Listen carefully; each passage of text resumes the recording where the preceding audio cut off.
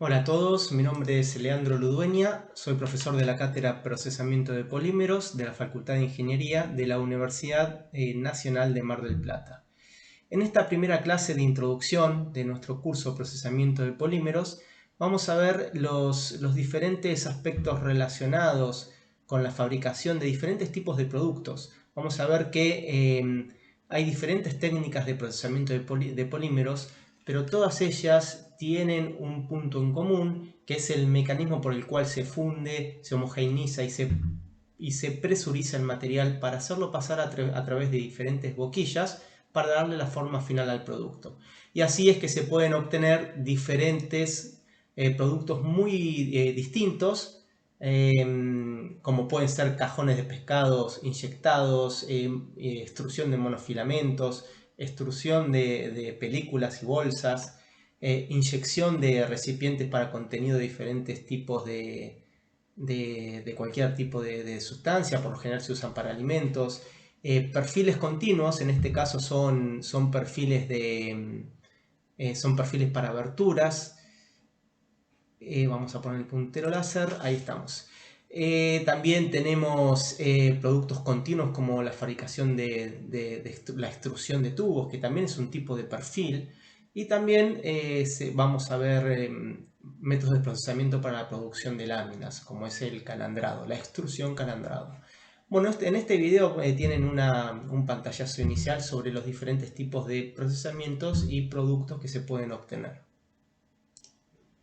El objetivo de nuestro curso es darle un perfil industrial e ingenieril a los conceptos que van a ver. Por eso vamos a utilizar conceptos de ciencia básica de polímeros que han utilizado en otras materias y que vamos a también nosotros a ver a lo largo de las primeras clases de nuestro curso, para que ustedes vean cómo se aplican esos conceptos para el desempeño de los materiales dentro de los métodos de las maquinarias de procesamiento de polímeros y cómo afecta luego los métodos de procesamiento, las condiciones de procesamiento y estos conceptos básicos de la ciencia de polímeros a la calidad del producto final y al volumen de producción.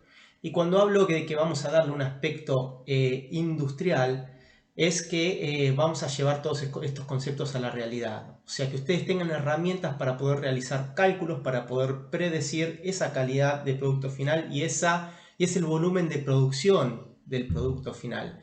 Porque es muy importante poder estimar los costos, tanto el volumen de producción como los costos del producto que ustedes van a procesar.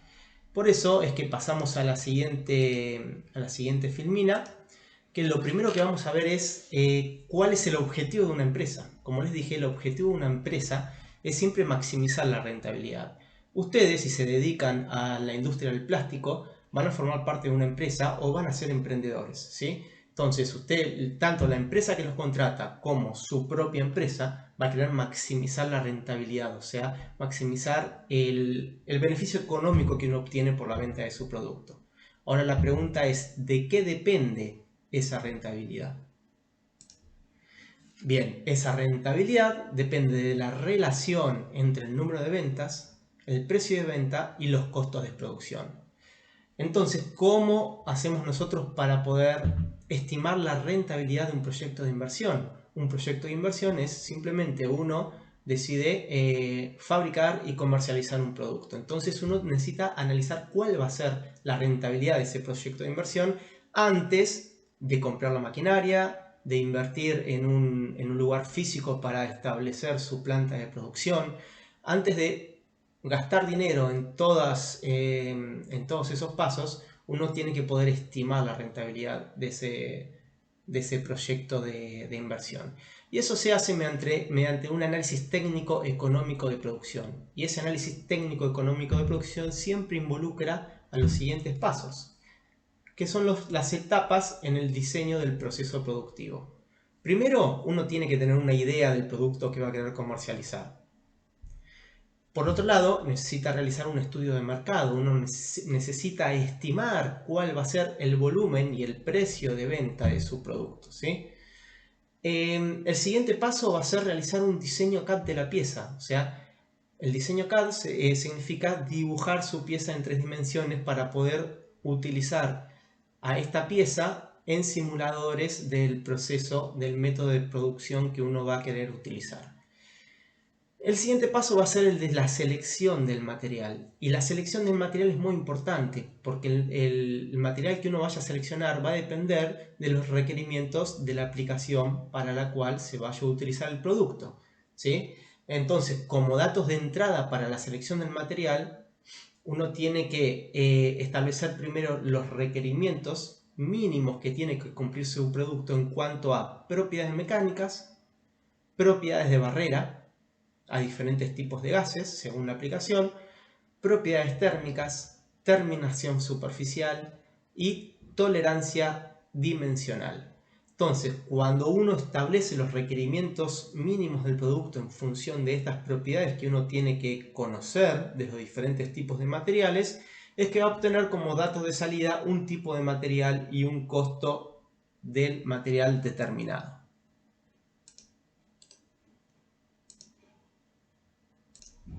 Bueno, el siguiente paso de las etapas en el diseño del proceso productivo es la selección y el diseño del método de procesamiento que van a utilizar.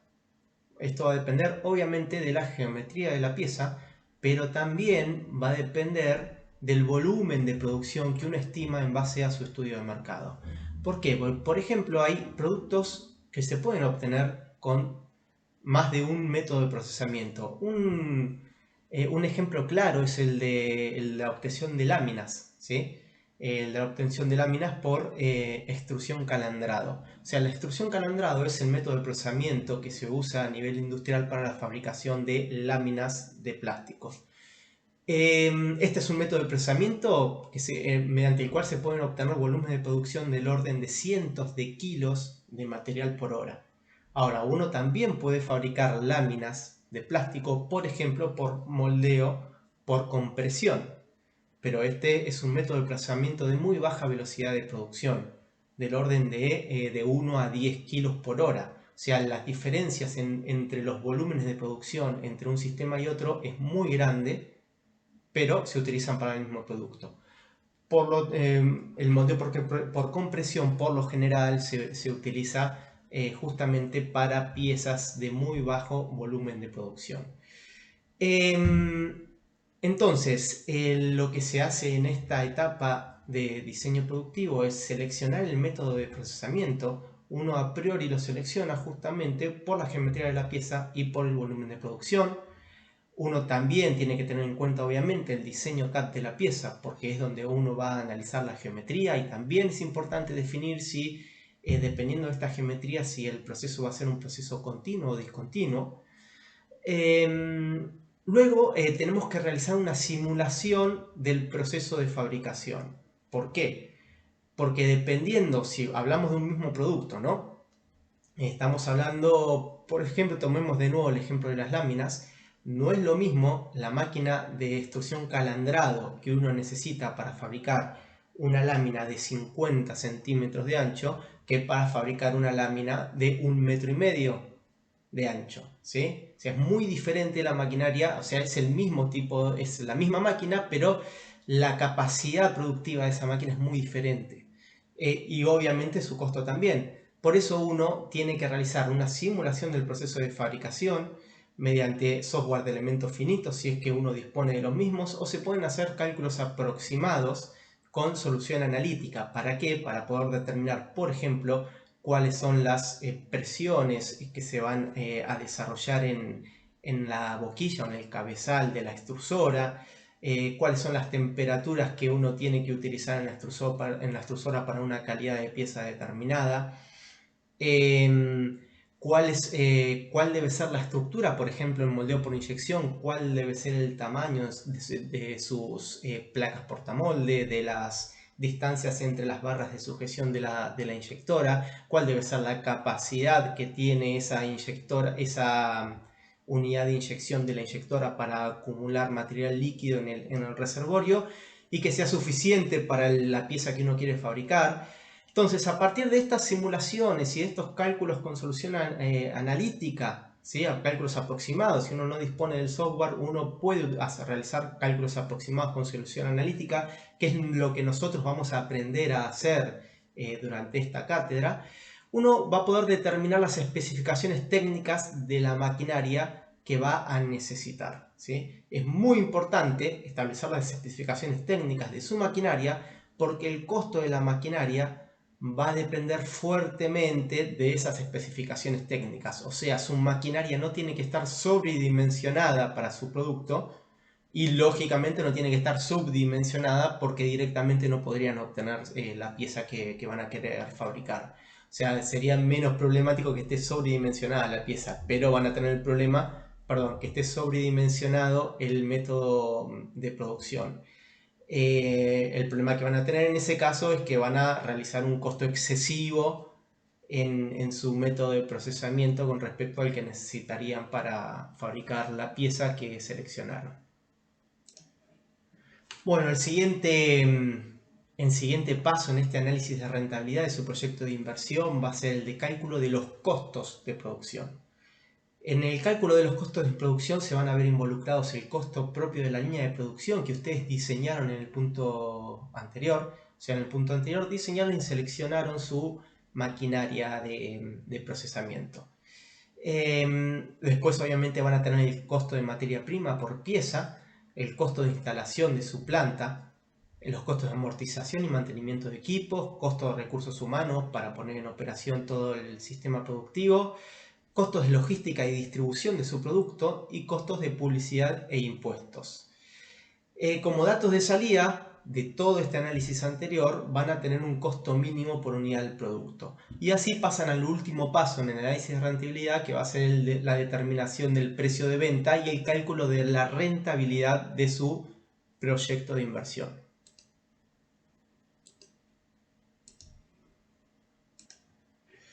Bueno, y así es que el objetivo de nuestro curso es darles a ustedes herramientas para que ustedes puedan desarrollar con criterio ingenieril, o sea, aplicados a la realidad, los pasos 4 y 5 del diseño del proceso productivo, que de hecho son los más importantes para analizar la rentabilidad de un proyecto de inversión y son muy importantes también para mejorar los procesos productivos de una empresa en la cual estén trabajando, que son selección del material o modificación del material también, y selección y diseño del método de procesamiento, ¿sí?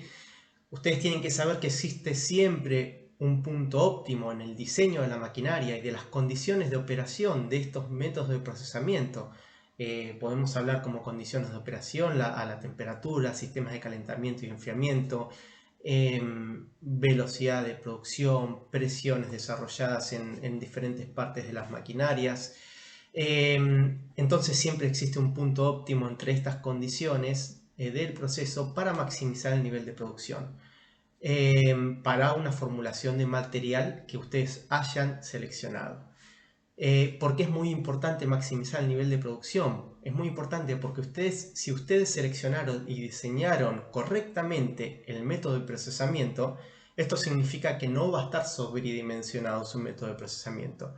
Entonces ustedes van a tener que tratar de maximizar el nivel de producción de esa maquinaria, ¿sí? Para poder obtener la máxima cantidad de productos que puedan obtener con ese sistema de procesamiento que han adquirido. De esa manera ustedes van a poder mejorar la rentabilidad de su proyecto de inversión, siempre y cuando obviamente su estudio de mercado les haya brindado la información de que van a poder ubicar toda esa producción de material de productos que están obteniendo.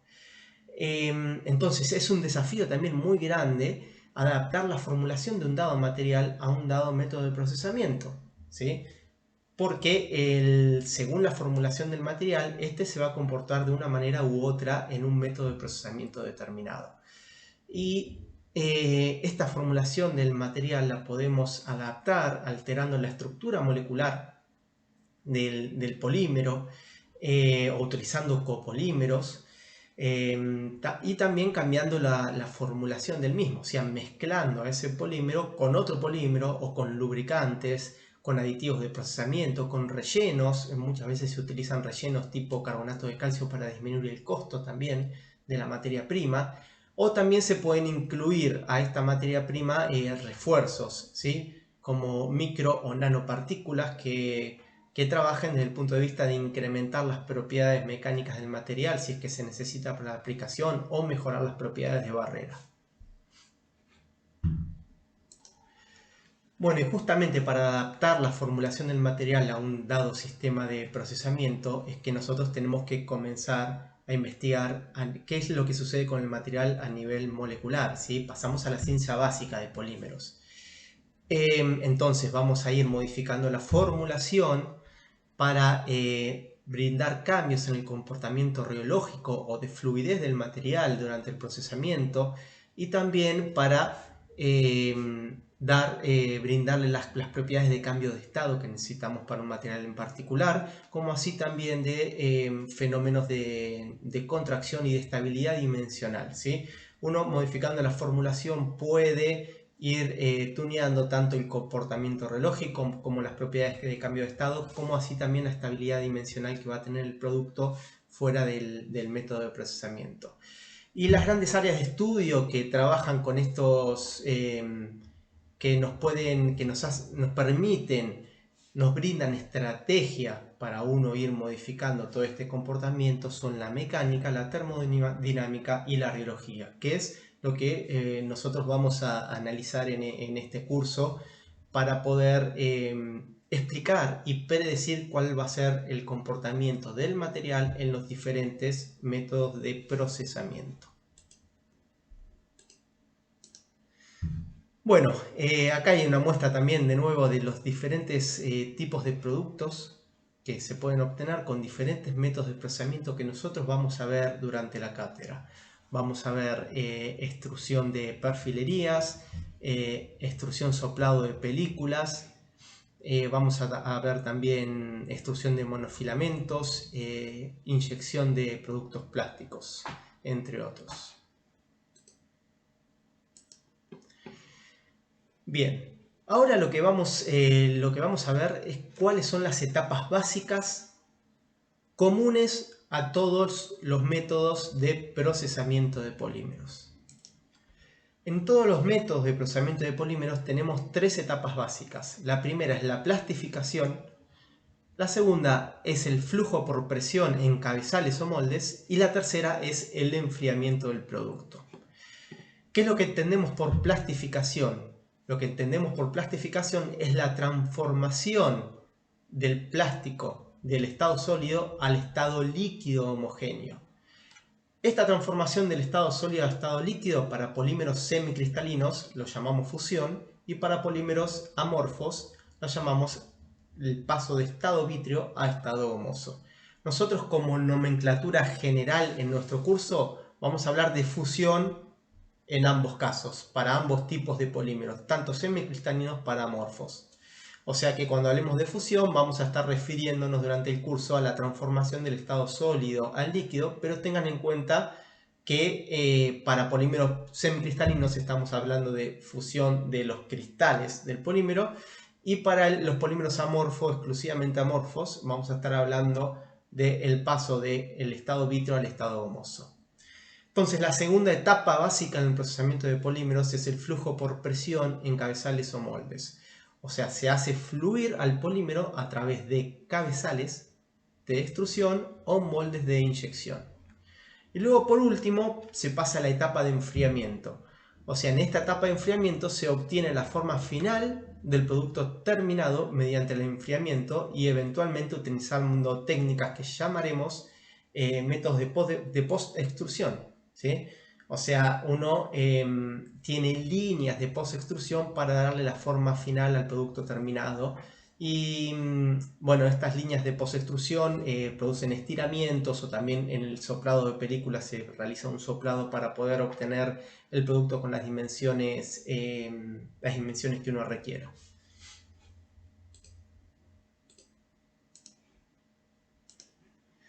Bueno, ya he hablado mucho acerca de un método de extrusión, ¿sí? De polímeros, que es el método de procesamiento de polímeros más utilizado, y ahora vamos a ver por qué.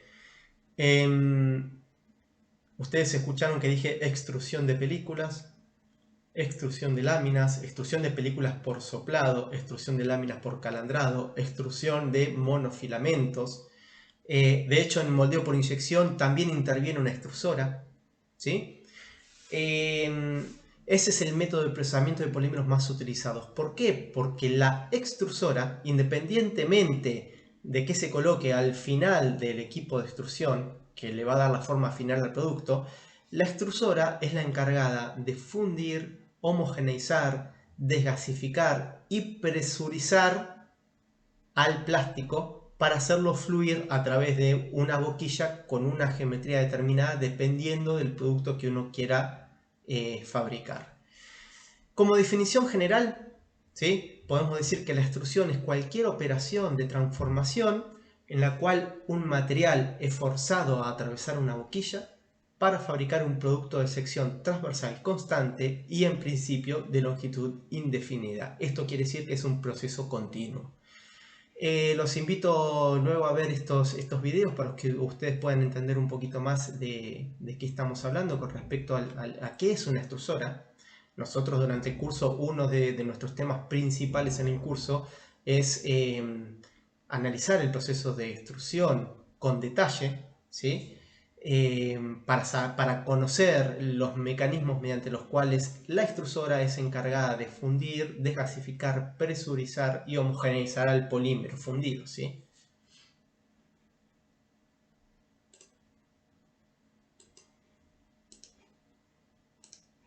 Bien, si nosotros nos guiamos por la definición general de extrusión, en realidad esta definición de extrusión es también aplicable a diferentes tipos de materiales, ¿sí?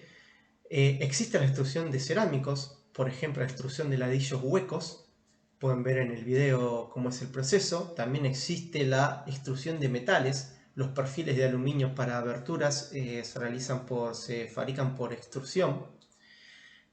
También pueden ver este proceso en ese link que les dejo ahí. Y en el caso de polímeros se usa la extrusión para la fabricación de todos los productos que les dije anteriormente: películas, láminas, perfiles, recubrimientos de cables, espumas. Pero ¿cuál es la principal diferencia de la extrusión de cerámicos y metales con respecto a la extrusión de polímeros? Hay una diferencia muy significativa que se van a dar cuenta en realidad cuando puedan ver, cuando vean estos links de los videos que les dije, que les mostré, que les comenté anteriormente. Bien, la principal diferencia de los polímeros con los metales y los cerámicos en los procesos de extrusión es que hay un cambio de estado durante el proceso, ¿sí? Que hay un cambio de estado nos referimos a que durante la extrusión de los polímeros el polímero ingresa, el plástico ingresa a la tolva de la extrusora en estado sólido, por lo general en forma de pellets. Los pellets suelen ser unas partículas de unos 3-4 milímetros de diámetro. Entonces ingresa la extrusora en estado sólido, la extrusora se encarga de fundir el material, o sea, transformarlo al estado líquido, y luego a la salida de la extrusora se vuelve a transformar al plástico al estado sólido para mantener la estabilidad estructural del producto que uno quiera obtener. Y las extrusoras de tornillo simple son las más utilizadas en el procesamiento de polímeros. También hay otro tipo de extrusoras como las extrusoras de doble tornillo, que son más utilizadas para mezclas de diferentes polímeros y diferentes componentes. Las que más se utilizan en la industria plástica son las extrusoras de tornillo simple, que es la que vamos a analizar nosotros en nuestro curso.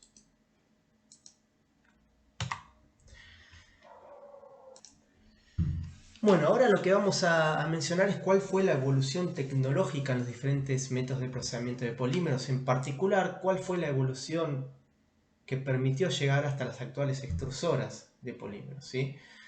Y justamente esta evolución fue necesaria por diferentes características comunes, características físico-químicas comunes a todos los polímeros termoplásticos, ¿sí?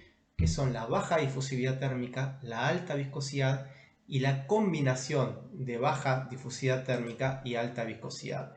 Ahora vamos a ver cómo influyen cada una de estas características básicas de los polímeros en los métodos de procesamiento. Bueno, vamos a comenzar con la característica de baja difusividad térmica. Primero tenemos que definir, recordar lo que significa el término, en realidad la característica de baja difusividad térmica, que es justamente el cociente entre la conductividad térmica del material sobre la densidad por su capacidad calorífica, ¿sí? O sea, un material que haya que aplicarle mucha energía para que aumente 1 grado su temperatura, va a ser un material de baja difusividad térmica como los polímeros, y un material que tenga una baja conductividad térmica como los polímeros va a ser también un material de baja difusividad térmica. Los polímeros justamente tienen una combinación de estas dos características. Tienen una baja conductividad térmica y una alta capacidad calorífica, lo que lleva a que los mismos muestren una baja difusividad térmica. Este concepto de baja difusividad térmica era un problema en los primeros sistemas de procesamiento de polímeros que aparecieron en la industria, que consistían en una cámara de plastificación como vemos acá abajo. Era una cámara de plastificación de unos 40 milímetros de diámetro y unos 200 milímetros de longitud. Lo que se hacía era ingresar a los pellets, gránulos o polvo de plástico por una tolva. Los mismos ingresaban en esta cámara de plastificación en estado sólido y eran calefaccionados por conducción pura desde el exterior de la cámara de plastificación, ¿sí? Entonces, por el efecto de esta transferencia de calor por conducción pura desde las placas calefactoras hacia el interior de la cámara, es que se lograba la fusión del material. Pero ¿cuál era el problema? Al tener los materiales plásticos una muy baja difusividad térmica, o sea, baja conductividad de calor y alta capacidad de calorífica, había que aplicar mucha energía para poder calefaccionarlos y tardaban mucho en calentarse. O sea, para el momento en que ya estaba fundida la piel de polímero en contacto con la superficie sólida de la cámara de plastificación, que es lo que estoy marcando acá con el cursor, el centro de ese plástico todavía estaba en estado sólido y pasaban minutos hasta que lograba fundirse homogéneamente y homogeneizarse la temperatura de todo el material dentro de la cámara de plastificación. Y esto era un problema muy grande por diferentes aspectos. Uno, porque era muy baja la velocidad de producción. Tardaba mucho en fundirse y homogeneizarse la temperatura del material. Por otro lado, no se tenía un buen mezclado ni homogeneización de ese fundido. Tampoco se podía desgasificar el material. O sea, ¿qué pasaba? Cuando se ingresaba el material en estado sólido en forma de pellets, gránulos y polvo, ingresaban estas partículas en estado sólido y obviamente también ingresaba aire, ¿sí? Entonces, el aire presente en la cámara de plastificación no había forma de extraerlo. Entonces, no había desgasificación por medio de este proceso. Y también, al demorar tanto en fundirse y homogeneizarse la temperatura del fundido, lo que se producía era una alta degradación térmica, ¿sí?, del material. Los polímeros tienen una baja temperatura de degradación térmica. Baja temperatura en relación a los metales, ¿no? Obviamente. Entonces, tenemos una baja temperatura de degradación térmica del orden de unos 400 grados, ¿sí?, aproximadamente, e incluso la degradación térmica comienza a temperaturas inferiores, o sea, 400 grados es la temperatura de máxima velocidad de degradación térmica aproximadamente para diferentes polímeros. Pero esta degradación térmica se inicia a temperaturas inferiores. Esto quiere decir que si nosotros realizamos un ensayo de degradación térmica a un polímero en condiciones isotérmicas a temperaturas inferiores a 400 grados, nosotros vamos a poder ver que se inicia la degradación del material incluso a temperaturas inferiores. Y esto obviamente es peor cuando se alargan los tiempos, ¿sí?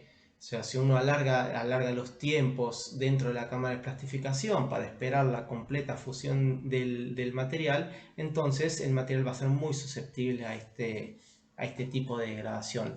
y obviamente la degradación térmica se va a ver reflejada principalmente en el detrimento de las propiedades finales del material. Puede ser que la degradación térmica no sea tan significativa como para que visualmente uno pueda darse cuenta de que el material está degradado, pero sí va a tener una gran influencia sobre las propiedades finales del material, principalmente sobre las propiedades mecánicas. Entonces, este concepto de baja difusividad térmica fue uno de los conceptos que llevó a tratar de mejorar a este sistema de procesamiento de polímeros de cámara de plastificación. Y así es que llegó el sistema que se denominó torpedo, ¿sí? Este fue el siguiente paso desde el sistema de cámara de plastificación al torpedo. El torpedo fue el segundo paso en la evolución tecnológica para el incremento principalmente de la velocidad de fusión y tratar de que haya menos degradación térmica en el material. Entonces, bueno, ¿qué se dijo? Bueno, si el material tiene muy baja difusividad térmica, hay que aplicarle mucha energía para, para calentarlo y tarda mucho en calentarse, entonces lo más eficiente sería calentar una fina capa de polímero y no un volumen muy grande como era el caso de la cámara de plastificación.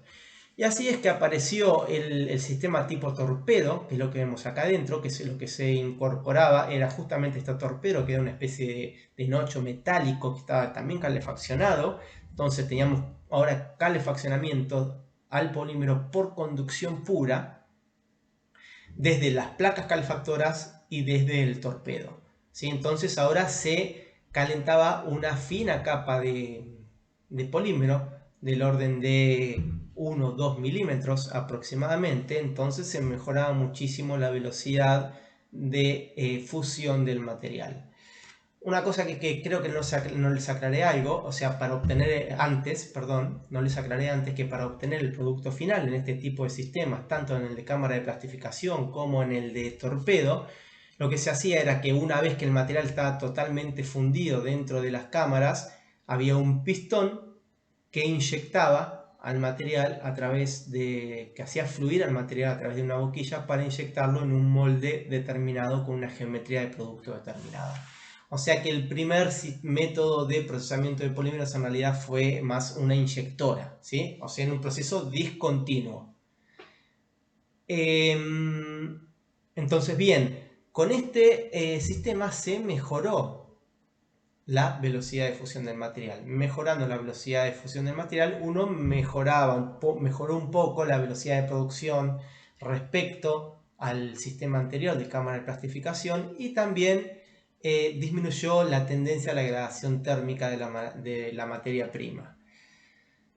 Pero seguía siendo un método de muy baja velocidad de producción en comparación a los actuales, no se producía mezclado ni desgasificación del polímero y era un proceso discontinuo. Bien, y así es como se llegó luego a lo que hoy llamamos sistema tornillo-cilindro, denominado extrusora. Bueno, hay diferentes tipos de extrusoras, o sea, geometrías de extrusoras o geometría de tornillo, vamos a hablar más precisamente, dependiendo de la geometría del material que uno quiera fabricar y del volumen de producción que uno necesita. Entonces, las extrusoras constan de un tornillo, lo que llamamos un tornillo de extrusión, que está colocado dentro de un cilindro de calefacción que llamamos camisa, ¿sí?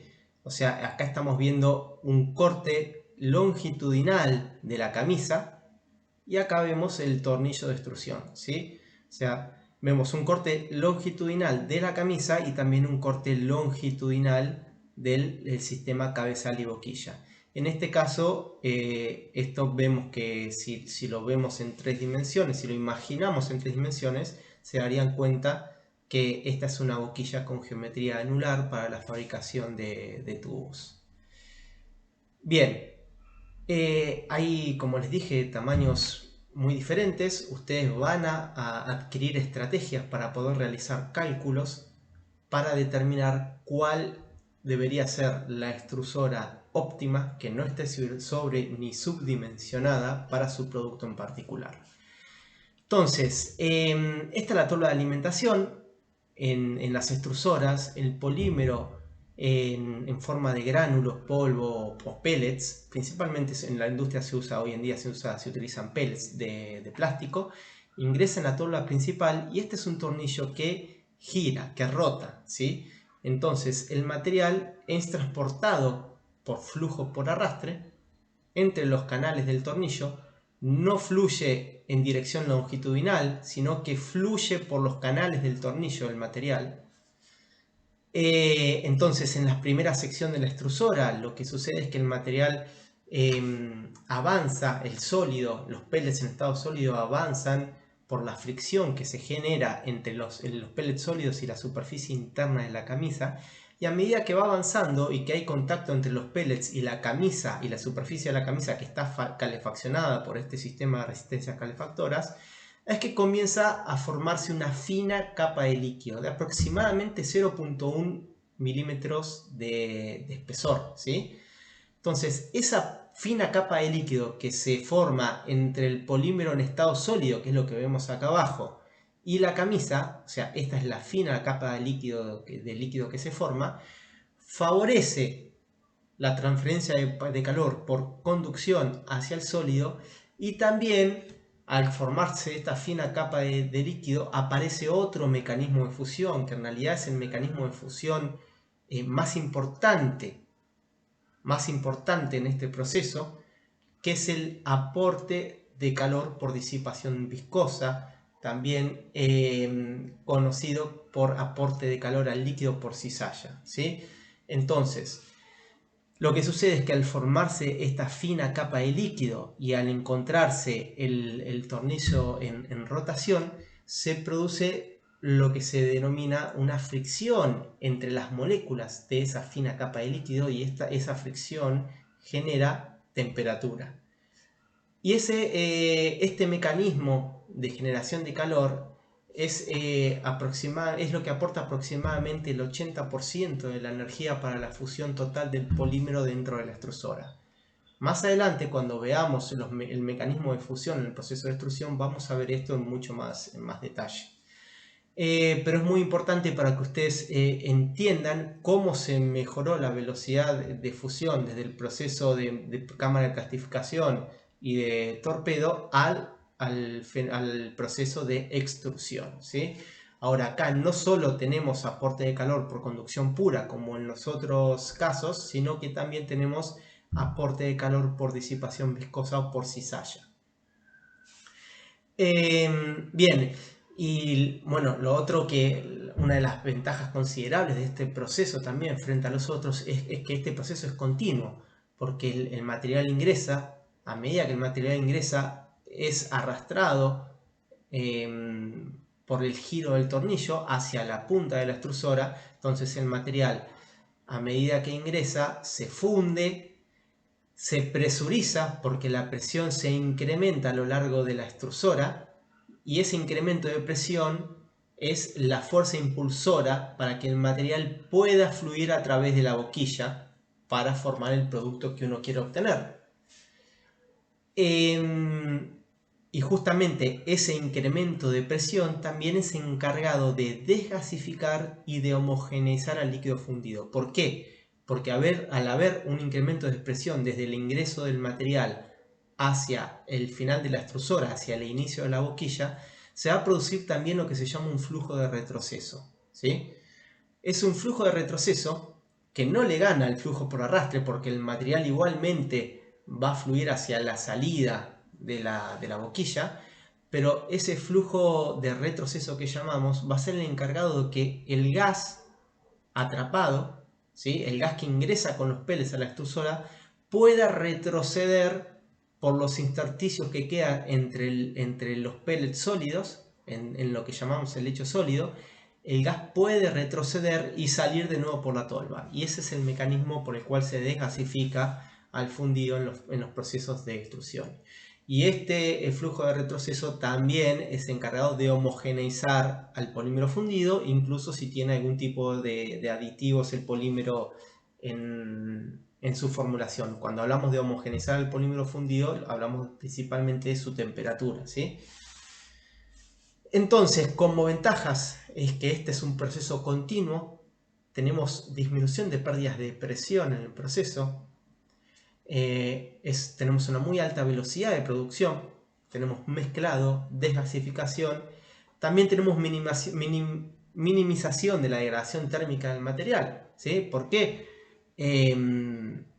Porque el polímero, el tiempo de residencia del polímero dentro de la extrusora es muy bajo comparado al tiempo que se demoraba en la cámara de plastificación para producir la fusión completa del material, ¿sí? Y luego obviamente tenemos la ventaja de que no necesitamos el avance de un pistón para hacer fluir al material a través de la boquilla, sino que el giro del tornillo es el encargado de presurizar al material en estado fundido hacia el fin de la extrusora, o sea, hacia la entrada al sistema de boquilla y cabezal para darle la forma final al producto que queramos fabricar.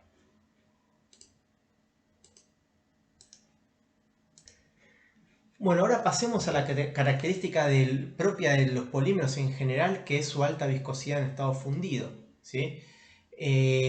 La viscosidad de los polímeros en estado fundido a una temperatura determinada suele ser entre 10 a la 5 y 10 a las 7 veces más grande que la del agua. ¿Qué beneficio nos trae esto? Bueno, uno de los beneficios es que favorece el aporte de calor por disipación viscosa. Justamente ese efecto de fricción en esa fina capa de líquido que se forma es muy significativa porque el polímero tiene una alta viscosidad.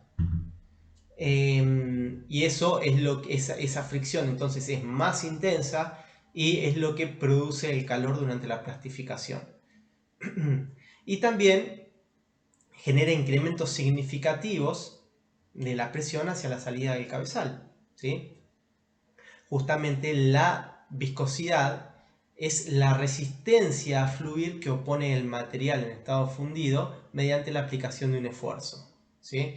Entonces, como es un material muy viscoso, yo tengo que aplicar mayores esfuerzos para hacerlo fluir y eso es lo que hace que se incremente significativamente la presión a lo largo de la extrusora justo al ingreso del cabezal.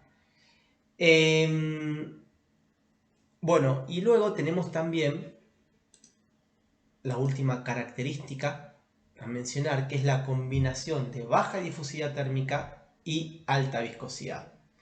La combinación de estas dos características es lo que a nosotros nos permite poder seguir conformando al material en estado fundido una vez fuera de la boquilla del sistema boquilla y cabezal de la extrusora. O sea, una vez fuera de la extrusora el material, o sea, una vez fuera en el aire, uno puede seguir dándole la forma final al producto porque si continúa en estado fundido. ¿Por qué continúa en estado fundido? Justamente porque tiene una muy baja difusividad térmica, ¿sí? Porque tarda en enfriarse, así como tarda en calentarse, también tarda en enfriarse. Entonces esto nos da tiempo para seguir conformando el material fuera de la boquilla y poder, por ejemplo, orientar las moléculas del material en una dirección preferencial para mejorar la resistencia del material o bien darle la geometría final al producto, el espesor y el ancho final que uno quiera obtener. Y hay una característica importante: ¿por qué hablamos de combinación entre baja difusividad térmica y alta viscosidad? Justamente porque la alta viscosidad hace que en estado fundido, una vez fuera del cabezal, el material conserve una integridad estructural, ¿sí?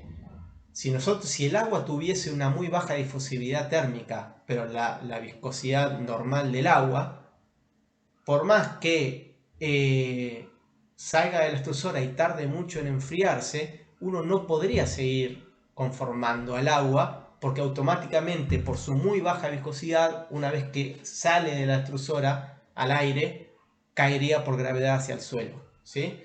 Entonces, la combinación entre que tarde mucho en enfriarse y que sea muy viscoso y que nos permita tener un material fuentado fundido pero con buena integridad estructural, es que nosotros podemos seguir conformándolo una vez fuera de la extrusora, y ahí entran en juego lo que nosotros llamamos técnicas post-extrusión, ¿sí?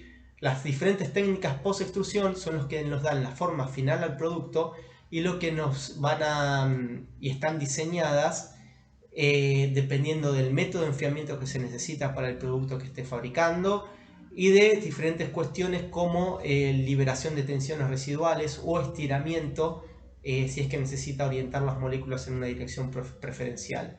Y así es que se pueden mencionar algunas técnicas de extrusión tales como la extrusión continua de tubos y perfiles que vimos anteriormente, el soplado de películas para la producción de bolsas y películas antiadherentes.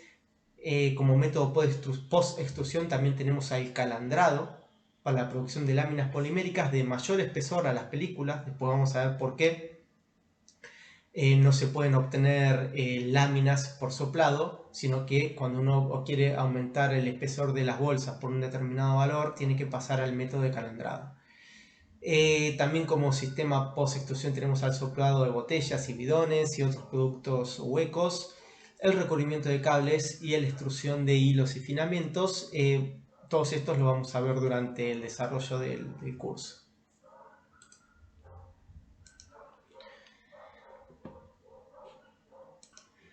Bien, la pseudoplasticidad es otra característica general en los polímeros, que es una característica de su comportamiento reológico, y es muy importante que tengan en cuenta que los polímeros son pseudoplásticos a la hora de realizar cálculos numéricos para el diseño de sistemas de procesamiento. ¿Por qué? Porque cuando ustedes quieran, por ejemplo, calcular cuál va a ser el incremento de la presión que se va a generar a lo largo de la extrusora para una dada boquilla determinada para obtener un dado producto, cuando ustedes quieran hacer ese cálculo, uno tiene que conocer cuál va a ser la velocidad de corte que se va a desarrollar en ese sistema de procesamiento, porque la viscosidad depende fuertemente de la velocidad de corte que se va a desarrollar por este fenómeno que llamamos pseudoplasticidad. Esto lo vamos a ver más en detalle más adelante. Lo que quiero que tengan en cuenta es que es muy importante que ustedes en su método de procesamiento dispongan de estrategias para calcular la velocidad de corte y cuál va a ser la viscosidad real que va a tener su polímero dentro de su sistema de procesamiento, porque cualquier otra característica de flujo en el sistema de procesamiento, de flujo del polímero fundido en el sistema de procesamiento, cualquier otra característica que vayan a querer calcular, como por ejemplo la velocidad de producción, las presiones desarrolladas, van a depender exclusivamente de la viscosidad. Y ustedes fíjense que todos los métodos de procesamiento van a trabajar aproximadamente entre 1.5 y 4 en logaritmo de velocidad de corte en segundos a la menos 1, ¿sí? O sea, en este rango van a estar los diferentes métodos de procesamiento. Incluso estos rangos pueden variar en estas proporciones modificando, por ejemplo, las temperaturas y la velocidad de tornillo de extrusión para un mismo equipamiento, para un mismo producto, un mismo sistema de extrusora, boquilla y cabezal.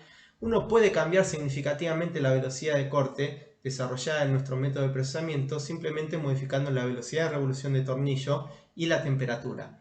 Y las variaciones en la viscosidad al producir estos cambios son de órdenes de magnitud.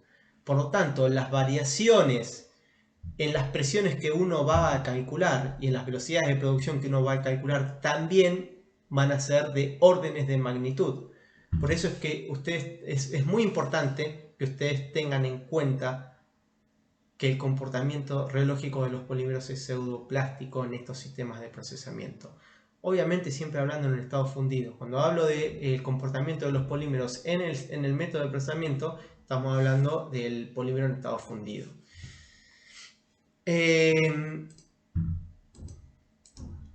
Bien, Bueno, justamente acá hay un gráfico, ¿sí?, de viscosidad en función de velocidad de corte, donde vemos en qué rangos de velocidad de corte trabajan los diferentes métodos de procesamiento de polímeros que vamos a ver en la cátedra.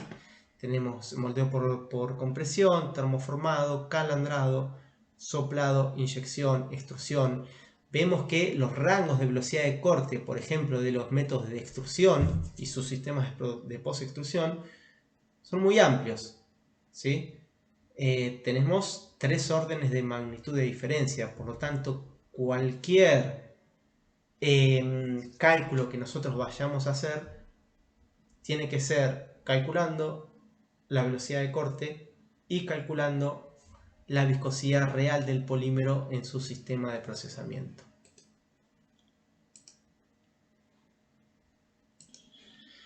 Bueno, otra característica reológica de los polímeros que vamos a ver, propia de todos los polímeros también, es la viscoelasticidad, ¿sí? Vamos a ver en las clases posteriores todas estas cuestiones relacionadas con el comportamiento reológico de los polímeros. La viscoelasticidad nos ofrece algunas ventajas y otras desventajas, ¿sí? Por un lado, nos permite poder orientar las moléculas, por ejemplo, en la extrusión de filamentos. Determina finalmente el espesor de las bolsas fabricadas por soplado y en termoformado, pero también tiene algunas ventajas que nos puede producir defectos en perfiles extruidos y en láminas calandradas llamadas inestabilidades viscoelásticas, que vamos a ver más adelante. Algunas típicas son la fractura del polímero fundido y la piel de tiburón, ¿sí? Estas inestabilidades viscoelásticas los que nos producen son defectos macroscópicos y visibles en la superficie del producto, en este caso de las láminas calandradas.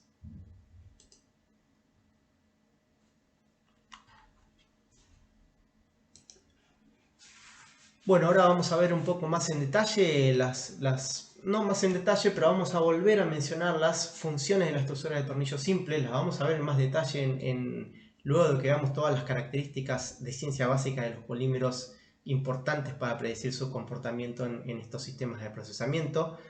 Pero bueno, ya mencionamos que dentro de las funciones de la extrusora están la fusión o plastificación del material, el transporte o bombeo y presurización del fundido, el mezclado, el desgasificado y el conformado del producto final. Estas son las funciones básicas de las extrusoras de tornillo simple y que ustedes tienen que aprenderse. Las funciones se las aprenden de memoria, por favor, y luego sí van a tener que saber cuáles son los mecanismos mediante los cuales la extrusora funde al material, lo transporta y los presuriza al fundido para hacerlo fluir a través del cabezal, cuáles son los mecanismos de mezclado y de desgasificado de la extrusora, que lo vamos a ver más adelante. Bueno, en las extrusoras se distinguen 3 zonas, o sea, el tornillo de extrusión suele dividirse en 3 zonas, denominadas zona de alimentación, zona de transición y zona de dosificado. Y estas zonas pueden representarse también en función de su incremento de la presión a lo largo del tornillo. Acá vemos un gráfico de presión en función de la longitud. Y vemos cómo es el incremento de presión en la extrusora hasta la entrada del polímero fundido hacia el cabezal, ¿sí? Una vez que el polímero en estado fundido entra a cabezal, la presión comienza a disminuir hasta la salida del polímero a la presión atmosférica, o sea, una vez que el polímero está fuera de la extrusora nuevamente en contacto con el aire. Entonces tenemos una zona de alimentación, que en la zona de alimentación lo que sucede es el transporte del polímero en estado sólido, ¿sí? Vamos a ver luego una zona de transición en el proceso de extrusión, que es justamente la zona en la que se produce la fusión, comienza la fusión hasta el fin de la fusión. O sea que durante la transición coexiste el material en estado sólido con estado líquido y vamos a ver que esa fusión se produce de una manera muy ordenada. Y por último tenemos la etapa de dosificado, ¿sí? Donde tenemos el flujo de material totalmente líquido hacia la entrada al cabezal y boquilla que le va a dar la forma final al producto.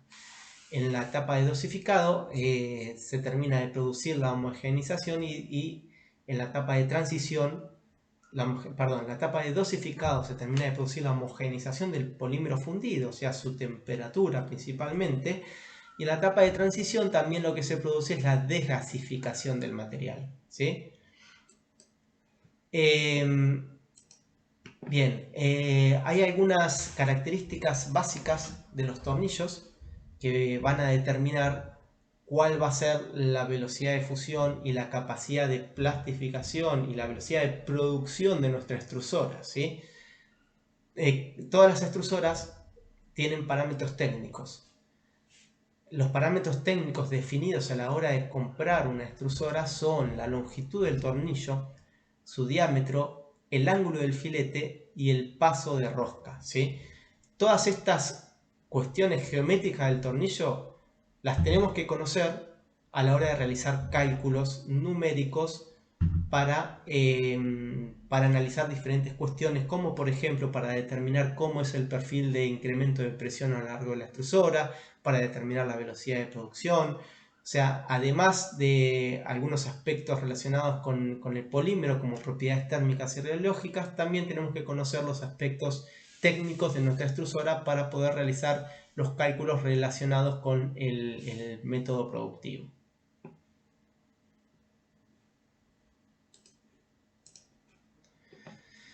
Luego también otra parte de la extrusión importante es el cilindro de calefacción, ¿sí? Que es lo que vemos en violeta. O sea, recuerden que el tornillo está metido dentro de un cilindro metálico. O sea, acá lo que estamos viendo es un corte longitudinal del cilindro y estamos viendo el tornillo el tornillo entero, sin corte, ¿no? Entonces, el cilindro de calefacción justamente es un cilindro metálico dentro del cual se coloca el tornillo y se colocan resistencias calefactoras que son las encargadas de aportar calor por conducción pura desde la camisa hasta el polímero sólido, principalmente para que se forme esa fina capa de líquido sólido en la etapa de alimentación que mencioné anteriormente. Y luego, una vez que se forma esta fina capa de líquido sólido, comienza la etapa de aporte de calor por generación de calor por cizalla, ¿sí? Que es justamente el aporte de calor más significativo dentro del proceso de fusión en la extrusión. Esto que vemos acá abajo son ventiladores. ¿Por qué? Justamente al calentar por conducción pura y al aparecer otro mecanismo de aporte de calor como es el de aporte de calor por cizalla, muchas veces sucede que la temperatura de la camisa suele incrementarse por encima de la temperatura que uno seteó, ¿sí? Entonces, lo que sucede es que en ese caso, cuando se incrementa la temperatura por encima de la temperatura que uno seteó, es que se comienzan a prenderse los ventiladores para bajar la temperatura. ¿Por qué es muy necesario mantener la temperatura estable en la temperatura que nosotros necesitamos? Es necesario porque si se incrementa significativamente la temperatura, hay mayor susceptibilidad a la degradación térmica, ¿sí? Entonces uno tiene que establecer las temperaturas de trabajo para que no ocurra la degradación térmica y en base a esas temperaturas es a lo que uno setea justamente las temperaturas de las resistencias de las termocuplas que controlan el aporte de energía a las resistencias calefactoras.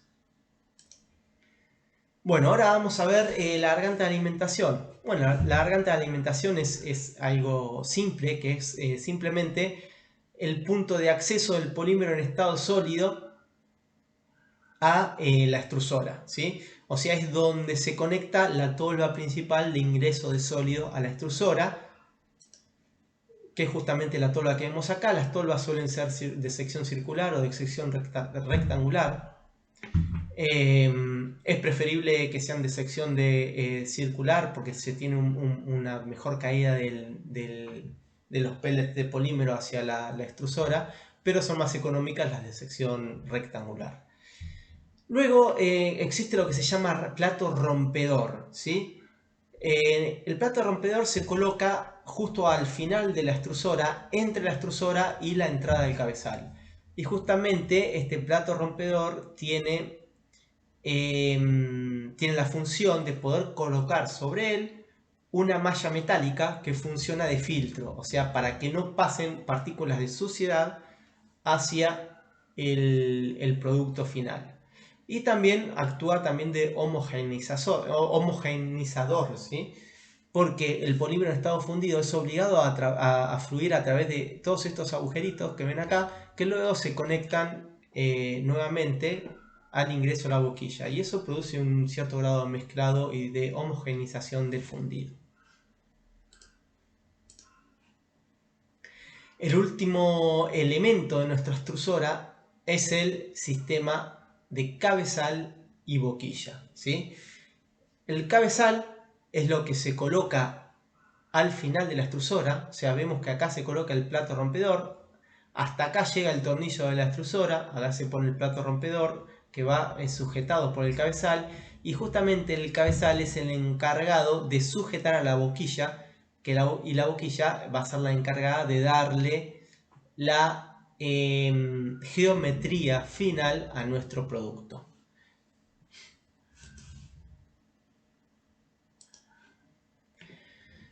Bueno, estos son los diferentes temas los diferentes sistemas de post-extrusión que vamos a ver durante la cátedra. Vamos a ver el recubrimiento de cables, el soplado de películas, ¿sí? La extrusión, recubrimiento de cables, extrusión, soplado de películas, la extrusión calandrado y termoformado. Vamos a ver que las láminas calandradas son después utilizadas para fabricar productos termoformados, como las típicas bandejas de alimentos que ustedes ven por todos lados. Vamos a ver sistemas de extrusión y latura, perfiles de tubos y sistemas de extrusión soplado de productos huecos.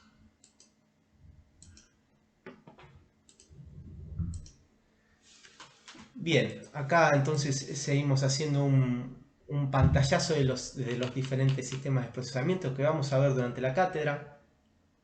En recubrimiento de cables en particular, vamos a ver que se pueden hacer mono o multifilamentos, ¿sí? O sea, se pueden recubrir varios filamentos en un mismo cable. Vamos a ver qué tipo de cabezales se utilizan para hacer diferentes tipos de recubrimiento sobre un mismo cable.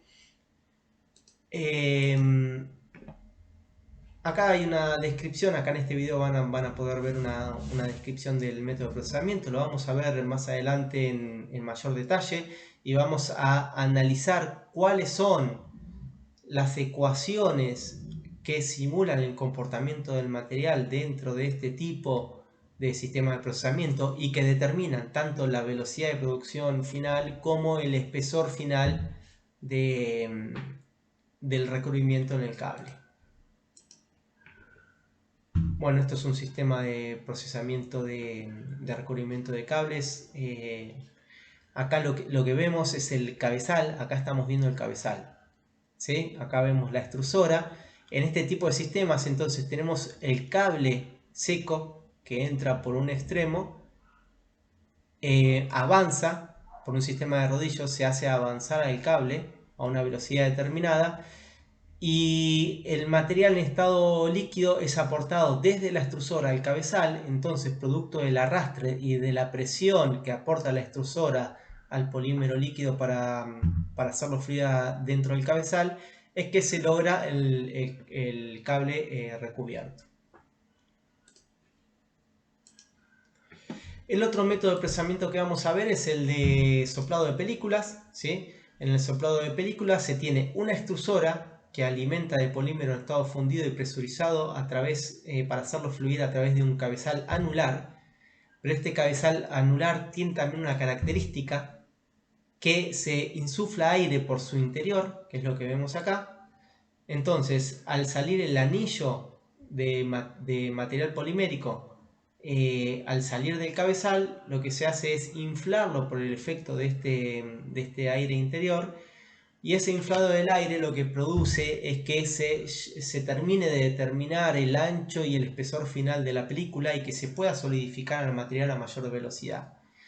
Hay muchas cuestiones a tener en cuenta para el cálculo para los cálculos de la calidad final del producto. O sea, qué tipos de variables de procesamiento tenemos que determinar para obtener un ancho y un espesor de película determinado, ¿sí? Eso se puede predecir mediante cálculos matemáticos y lo vamos a ver también en clases posteriores.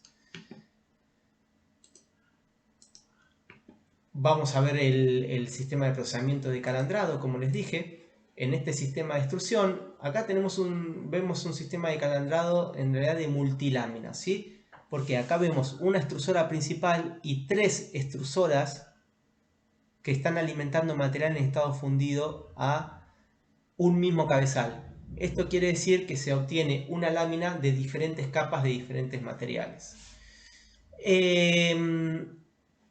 Bueno, mediante este método de procesamiento se obtienen láminas de material de espesores mayores a los que se obtienen por soplado.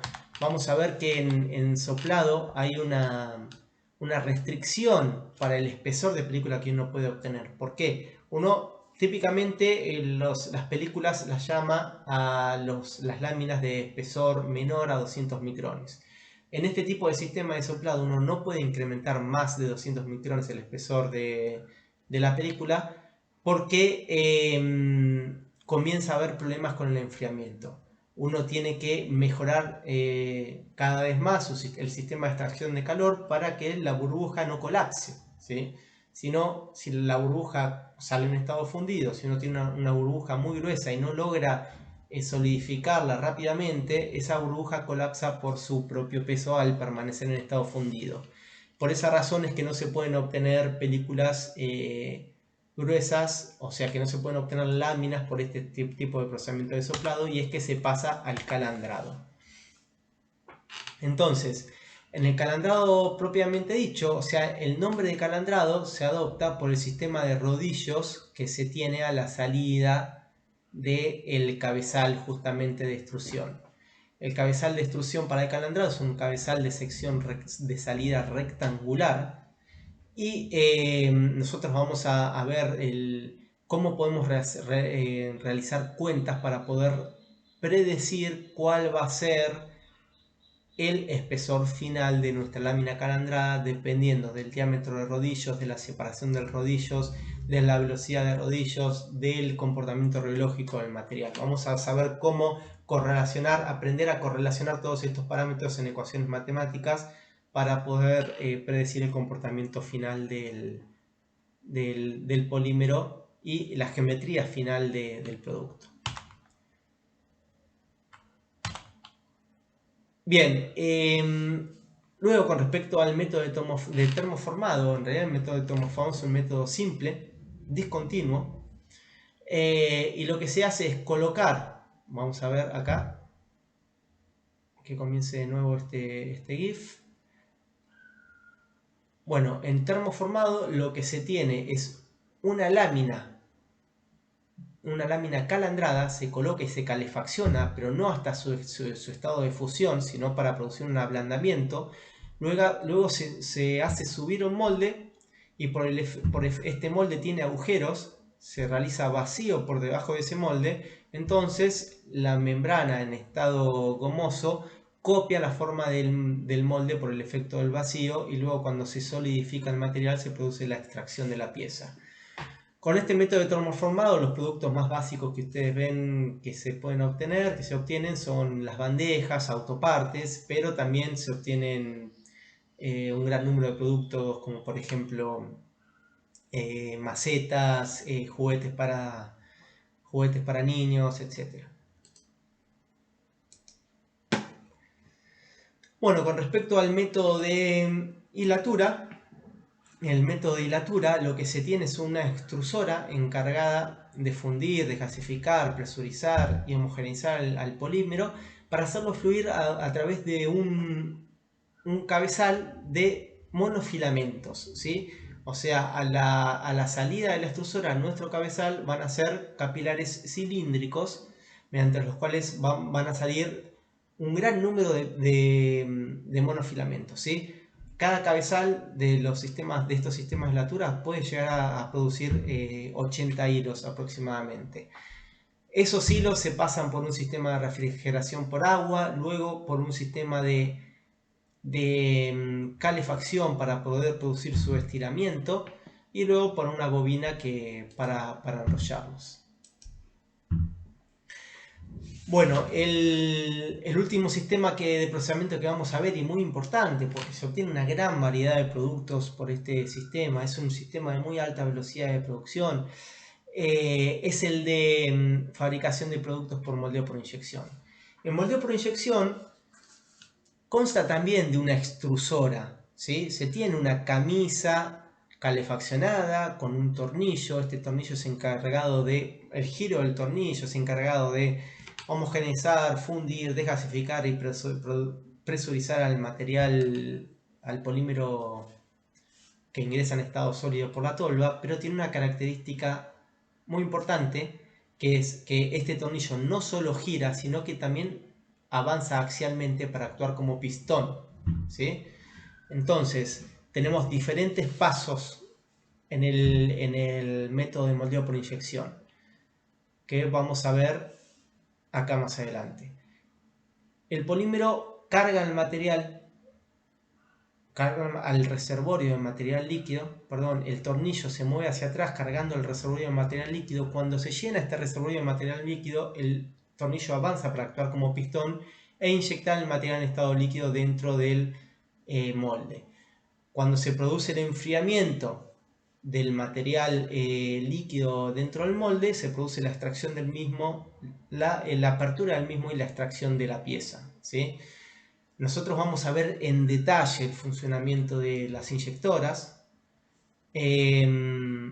para poder predecir también cuál va a ser la velocidad de producción y la calidad final de nuestros productos. Vamos a utilizar un simulador comercial del proceso de moldeo por inyección y ustedes van a adoptar estrategias para poder analizar con criterio ingenieril los resultados que obtienen de ese simulador del proceso.